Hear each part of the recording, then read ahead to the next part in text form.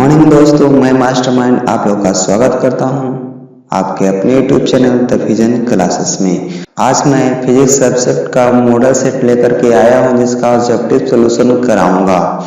चलिए चलते हैं फर्स्ट क्वेश्चन की तरफ। आपका पहला क्वेश्चन है, आवेशित समतल चालक के नजदीक विद्युत क्षेत्र होता है। आवेशित समतल चालक के नजदीक विद्युत क्षेत्र होता है। तो आवेशित समतल चालक के नजदीक विद्युत क्षेत्र होता है सिग्मा बटे 2 एप्सिलॉन नॉट, यानी कि आंसर हो जाएगा बी। अब बढ़ते हैं अगले प्रश्न की ओर। अगला प्रश्न बोलता है कि विद्युत क्षेत्र E और विद्युत विभव के बीच निम्नलिखित में से कौन संबंध सही है।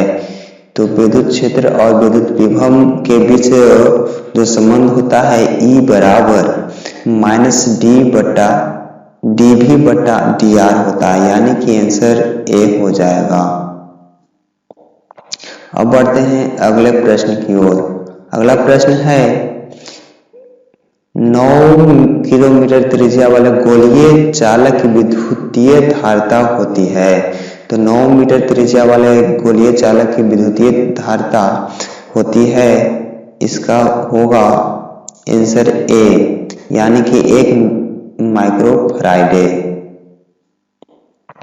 अब बढ़ते हैं अगले क्वेश्चन की ओर। क्वेश्चन नंबर 4 बोलता है कि समांतर पट्टिका संधारित्र का धारिता होता है। तो इसका आंसर हो जाएगा A, epsilon not epsilon r A/D। अब बढ़ते हैं क्वेश्चन 5 की तरफ। क्वेश्चन 5 से जो बोलता है, गैल्वेनोमीटर का प्रतिरोध G और वोल्टमीटर का प्रतिरोध V के बीच निम्नलिखित में से कौन सा संबंध सही है। इसका आंसर ए हो जाएगा, V > G होगा। अब बात करते हैं अगले प्रश्न की ओर। अगला प्रश्न है आपका कि हीट स्टोन ब्रिज का व्यवहारिक ढांचा निम्नलिखित में कौन है। हीट स्टोन ब्रिज का व्यवहारिक ढांचा निम्नलिखित में से कौन है। तो इसमें से आंसर हो जाएगा मीटर ब्रिज।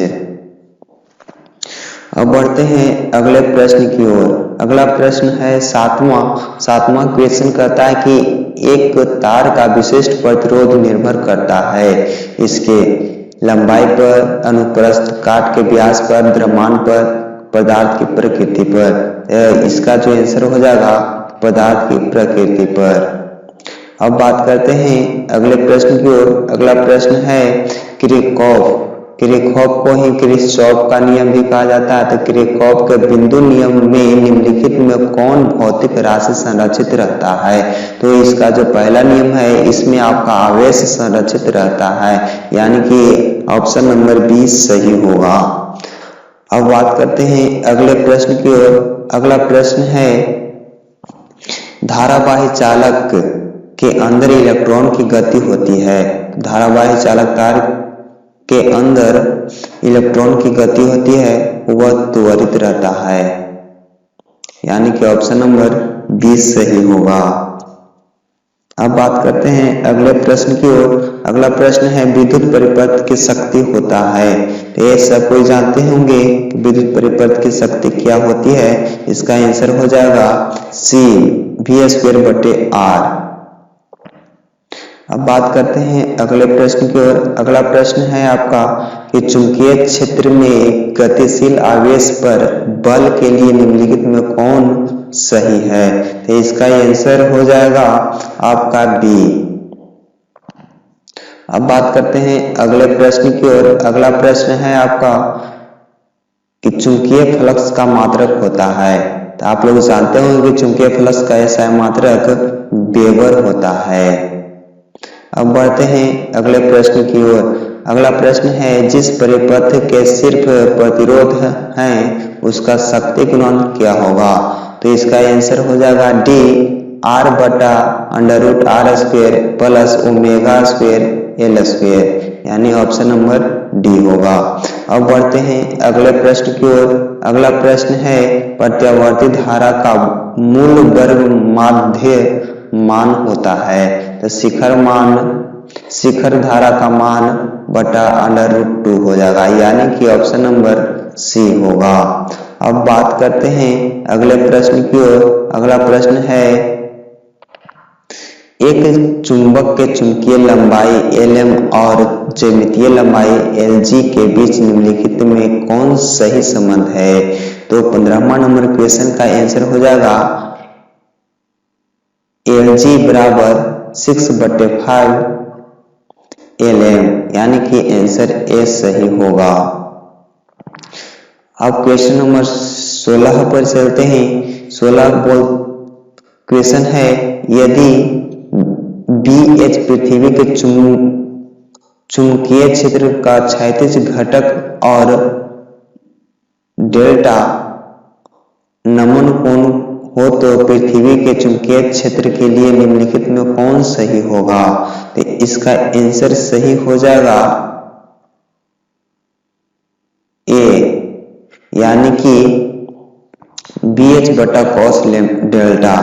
अब बात करते हैं अगले प्रश्न की ओर। अगला प्रश्न है, चुंबकन तीव्रता की एसआई मात्रक होता है। चुंबकन तीव्रता का एसआई मात्रक हो जाएगा आपका एम्पीयर प्रति मीटर, यानी कि आंसर सी सही होगा। अब बढ़ते हैं 18वें क्वेश्चन की तरफ। तो 18वां क्वेश्चन कहता है कि चुंबकीय यामोत्तर है। तो चुंबकीय यामोत्तर जो होता है यह होता है एक क्षैतिज तल, यानी कि ऑप्शन नंबर सी सही होगा। अब बढ़ते हैं अगले प्रश्न की ओर। अगला प्रश्न है, समान समायोजन में सरल सूक्ष्मदर्शी का आवर्धन क्षमता होता है। तो इसका आंसर हो जाएगा ए 1 + d/f। अब बढ़ते हैं अगले प्रश्न की ओर। अगला प्रश्न कहता है, समान आंख लेंस का फोकस दूरी लगभग होता है। तो फोकस दूरी इसका होता है 25 सेंटीमीटर। अब बढ़ते हैं अगले प्रश्न की ओर। अगला प्रश्न है आपका, हीरा का क्रांति कोण होता है। तो हीरा का क्रांति कोण होता है, इसका आंसर सही हो जाएगा डी 41.14 डिग्री, यानी आंसर सही होगा वह डी होगा। अब बढ़ते हैं अगले प्रश्न की ओर। अगला प्रश्न आपका है, दो संपर्कित उत्तल लेंसों का समतुल्य लेंस होता है। दो लेंस जब होंगे संपर्क में तो उसका जो लेंस बनेगा वह कौन सा लेंस बनेगा? वह लेंस उत्तल बन जाएगा। अब बढ़ते हैं 23वें क्वेश्चन की तरफ। 23वां क्वेश्चन आपका है, प्रकाशित तंतु का मूल सिद्धांत क्या है? प्रकाशीय जो तंतु होता है उसका जो मूल सिद्धांत होता है, बेसिक प्रिंसिपल होता है, वह क्या होता है? तो इसका आंसर सही हो जाएगा पूर्ण आंतरिक परावर्तन। यह प्रकाश को पूरा परावर्तन कर देता है। अब बात करते हैं अगले प्रश्न की ओर। अगला प्रश्न है, समान आंख के लिए स्पष्ट दृष्टि के लिए न्यूनतम दूरी होती है। न्यूनतम यानी कि सबसे कम दूरी कितनी होती है? इसका क्वेश्चन का आंसर हो जाएगा 25 सेंटीमीटर, यानी कि ऑप्शन नंबर डी सही होगा। अब बात करते हैं 25वें क्वेश्चन की तरफ चलते हैं। 25वां क्वेश्चन आपका बोलता है कि इंद्रधनुष के निर्माण के लिए निम्नलिखित में प्रकाश की कौन सी घटना सही है? तो इंद्रधनुष के निर्माण में जो होता है प्रकाश की कौन सी घटना सही होती है? तो इसका आंसर हो जाएगा वर्ण विक्षेपण। इसका सही आंसर वर्ण विक्षेपण होगा जो सही है। अब बात करते हैं अगले प्रश्न की ओर। अगला प्रश्न करता है, किस रंग के प्रकाश के लिए कांच का अपवर्तनांक अधिक होता है? इसका आंसर सही होगा बैंगनी। अब बात करते हैं आगे। अगला प्रश्न करता है, विनाशकारी व्यतिकरण के लिए पथांतर होता है। तो इसका आंसर सही हो जाएगा बी 2n + a × λ/2। अब बात करते हैं 28वें क्वेश्चन की तरफ। तो 28वां क्वेश्चन आपका है, प्रकाश की अनुप्रस्थ तरंग प्रकृति को निम्नलिखित में कौन घटना पुष्टि करता है? तो इसका आंसर सही हो जाएगा ध्रुवीकरण। ध्रुवीकरण इज सही आंसर। अब बात करते हैं क्वेश्चन नंबर 29 है, कहता है अवरोध अवरोध के किनारों से प्रकाश का मुड़ना कहलाता है। यानी कि कह रहा है कि किनारों से प्रकाश का मुड़ना क्या कहलाता है? व्यतिकरण, विवर्तन, परावर्तन, अपवर्तन। इसका आंसर सही हो जाएगा ऑप्शन नंबर बी, विवर्तन। अब बात करते हैं अगले प्रश्न की। अगला प्रश्न है आपका, चांदी का कार्यफलन होता है। तो चांदी का कार्यफलन कितना होता है? तो चांदी का कार्यफलन होता है 4.7 इलेक्ट्रॉन वोल्ट, जो ऊर्जा का एसआई मात्रक होता है। अब आगे बढ़ते हैं। क्वेश्चन है प्लांक नियतांक का मान होता है। तो प्लांक नियतांक का मान होता है 6.626 इंटू 10⁻34 होता है। मतलब कि 6.626 गुने 10⁻−34 जूल प्रति सेकंड होता है, जूल सेकंड होता है। यानी कि आंसर हो जाएगा आपका सी।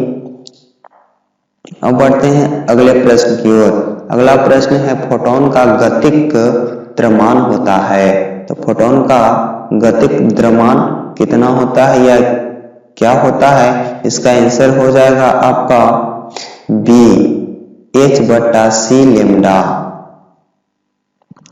अब बढ़ते हैं अगले प्रश्न पर। अगला प्रश्न कहता है निम्नलिखित में कौन श्रेणी परावैंगनी परिसरण में है?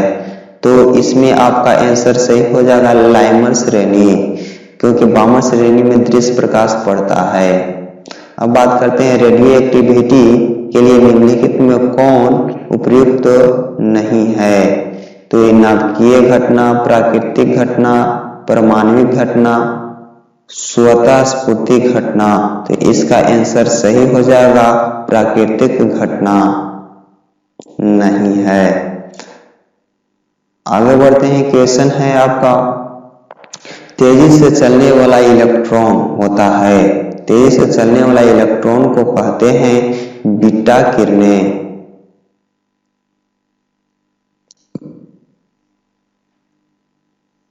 अब बात करते हैं अगले क्वेश्चन की। तो अगला क्वेश्चन आपका है, यह है क्वेश्चन, अल्फा कण होता है। अल्फा कण क्या होता है? अल्फा कण हीलियम नाभिक होता है।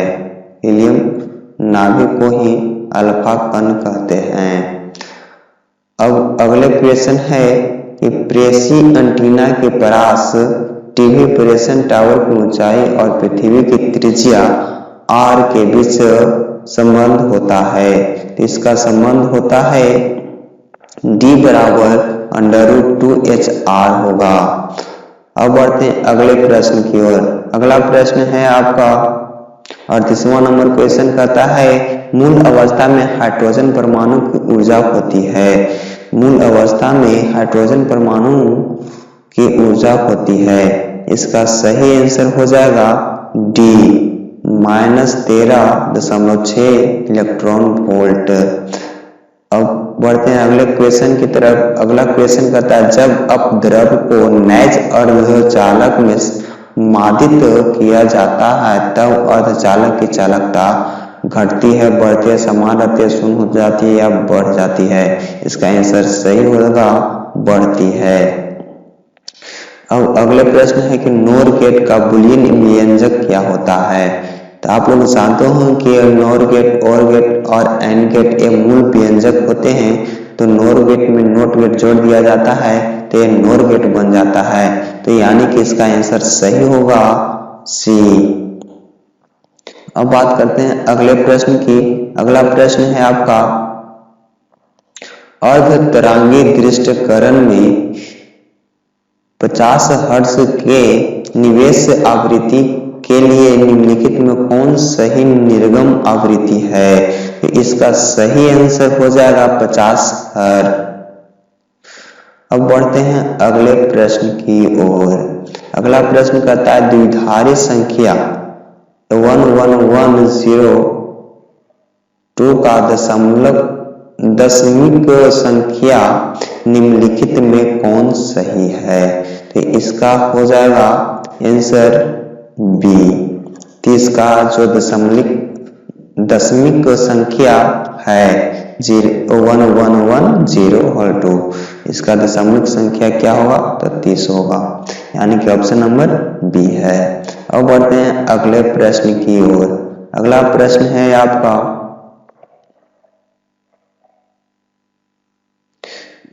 अगले प्रश्न की ओर बढ़ते हैं। अगला प्रश्न आपका इलेक्ट्रॉन पर आवेश होता है, एक इलेक्ट्रॉन पर कितने आवेश होते हैं? ये सब आप लोग क्वेश्चन जानते होंगे। जानते हैं तो कमेंट बॉक्स में आप लोग अपना आंसर दे सकते हैं। तो इसका आंसर सही हो जाएगा आपका डी।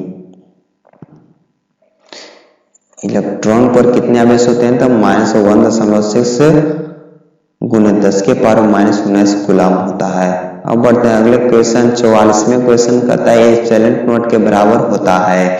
इस साइलेंट नोट के बराबर कितना होता है, या इस साइलेंट नोट का मान कितना होता है? तो इसका आंसर हो जाएगा सी, यानी कि 8.854 गुने 10 के पावर -12 कूलम स्क्वायर प्रति न्यूटन मीटर स्क्वायर, यानी कि आंसर सी सही है। अब बढ़ते हैं अगले प्रश्न की ओर। अगला प्रश्न कहता है द्विध्रुव आघूर्ण के लिए निम्नलिखित में कौन सही है? तो निम्नलिखित में से कौन सही है? इसका आंसर सही हो जाएगा सी, 1 dy बराबर होता है 10 के पावर -30 सेंटीमीटर।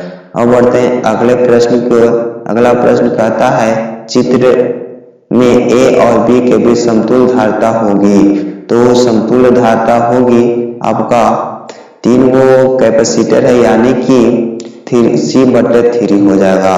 अब बढ़ते हैं अगले प्रश्न की ओर। अगला प्रश्न आपका बोलता है कि निम्नलिखित में कौन संबंध सही है? तो निम्नलिखित में कौन संबंध सही है? तो इसका आंसर हो जाएगा ए। अब बढ़ते हैं 48वें क्वेश्चन की तरफ। 48वें क्वेश्चन है निम्नलिखित में कौन सही संबंध है, मतलब कि निम्नलिखित में कौन संबंध सही है? तो इसका आंसर सही हो जाएगा ए, धारा घनत्व बराबर धारा बटे एरिया। अब बढ़ते हैं अगले प्रश्न है। अगला प्रश्न कहता है कि प्रतिरोध के लिए निम्नलिखित में कौन संबंध सही है? तो इसका आंसर हो जाएगा बी, R बराबर रो L बटा एरिया। अब बढ़ते हैं अगले प्रश्न की ओर। अगला प्रश्न है 50वां कहता है चित्र में I का मान होगा, यानी कि ये जो चित्र है आपका, ये चित्र में I का मान कितना होगा? ये जो चित्र है, इस चित्र में I का मान क्या होगा? तो इसका I का मान हो जाएगा टोटल मिलाकर के 40। अब बढ़ते हैं 40 एम्पीयर है। अब बढ़ते हैं अगले प्रश्न की ओर। अगला प्रश्न है विभव मापी से निम्नलिखित में कौन मापा जाता है? प्रतिरोध मापा जाता है, धारा मापा जाता है, सेल का ईएमएफ मान मापा जाता है, इनमें से कोई नहीं। तो इसका आंसर सही हो जाएगा सेल का ईएमएफ मापा जाता है, इलेक्ट्रोमोटिव फोर्स। अब बढ़ते हैं अगले प्रश्न की ओर।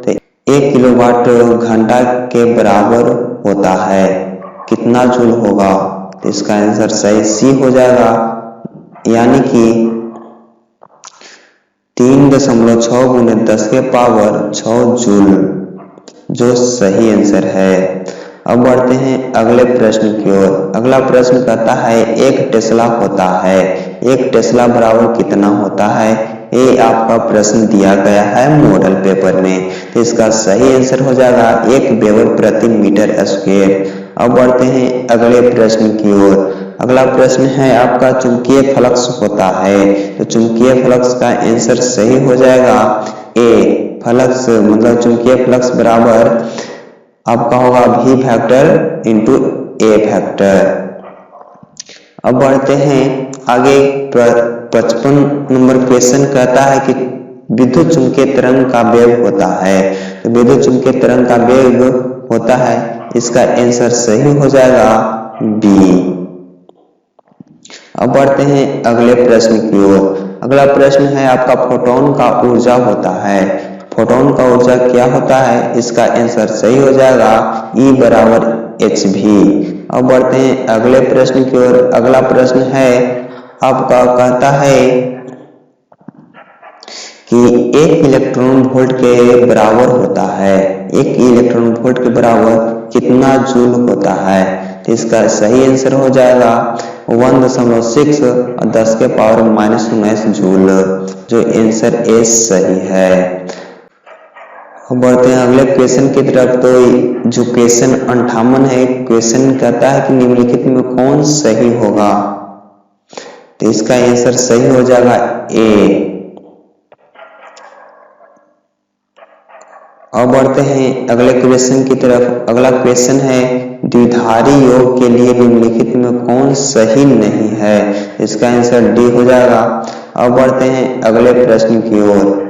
अगला प्रश्न है कि किसी ऊंचाई ट्रांसफार्मर में यदि प्राइमरी और सेकेंडरी कुंडली में क्रमशः N1 और N2 लपेटे हैं, तब इसका आंसर सही क्या होगा? तो बताना है। इसका आंसर सही हो जाएगा B, N2 greater than N1। अब बात करते हैं अगले प्रश्न की ओर। तो अगला प्रश्न का जो कह रहा है, हाइड्रोजन वर्ण क्रम की कौन सी श्रेणी दृश्य भाग में पड़ती है? तो बामर श्रेणी में। अगला क्वेश्चन है, उत्तल लेंस की फोकस दूरी 1 मीटर है, तो इसकी शक्ति क्या होगी? तो इसका आंसर हो जाएगा 1 डायोप्टर, आंसर सी। अगला प्रश्न है, उपयुक्त सूक्ष्मदर्शी के लिए निम्नलिखित में कौन सही है? तो इसका आंसर सही हो जाएगा बी। अब बढ़ते हैं अगले क्वेश्चन की तरफ। अगला क्वेश्चन है, पतले प्रिज्म द्वारा न्यूनतम विचलन कोण का मान होगा। एक क्वेश्चन आप लोग जानते होंगे, इसका आंसर सही हो जाएगा सी। अब बढ़ते हैं अगले प्रश्न की ओर। अगला प्रश्न है, प्रकाश के अपवर्तन में निम्नलिखित में कौन भौतिक राशि नहीं बदलता है? तो एक क्वेश्चन है, इसमें आवृत्ति नहीं बदलता है। अगला प्रश्न है, यदि हवा में प्रकाश का वेग va और पानी में प्रकाश का वेग vw हो, तब इसका मान क्या होगा? इसका जो आंसर हो जाएगा 66वें प्रश्न का, वह आंसर बी होगा। अब बात करते हैं अगले प्रश्न की। अगला प्रश्न है, जल के लिए क्रांति कोण होता है? तो जल का क्रांति कोण कितना होता है? ये प्रश्न आपके सामने है, तो इसका आंसर सही हो जाएगा 48.75 डिग्री। अब बात करते हैं अगले प्रश्न की। अगला प्रश्न है, रचनात्मक व्यतिकरण के लिए कलांतर होता है? इसका सही आंसर हो जाएगा ए, फाई बराबर 2n पाई। अब बात करते हैं अगले प्रश्न की। अगला प्रश्न है, प्रकिरणित प्रकाश की तीव्रता I के लिए निम्नलिखित में कौन सही है? तो इसका आंसर सही हो जाएगा डी। अब बात करते हैं आपका लास्ट क्वेश्चन है फिजिक्स मॉडल सेट का, वह है कांच के समानांतर सतह की पट्टी का फोकस दूरी होता है। इसका आंसर आप लोग जानते हैं? अगर जानते हैं तो कमेंट बॉक्स में कमेंट करें। तो इसका आंसर सही हो जाएगा बी, अनंत होता है। अगर वीडियो अच्छा लगा तो चैनल को सब्सक्राइब और लाइक वीडियो को जरूर करें। Thanks for watching.